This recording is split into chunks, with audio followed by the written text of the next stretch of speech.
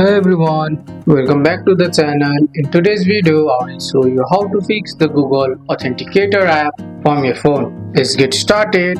First, close the app completely. Swipe off from the bottom of the screen and swipe Google Authenticator away. Now reopen the app and see if it works. If that doesn't help, go to the App Store, tap on your profile, scroll down and check if there is an update button. If yes, tap it.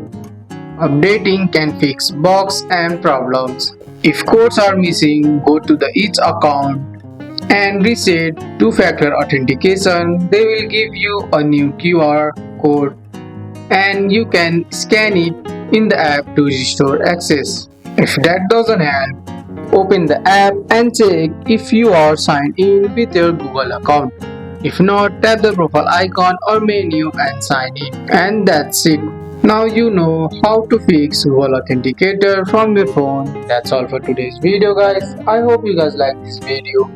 If you found this video helpful, drop a like, subscribe for more videos. Thanks for watching. See you in the next one.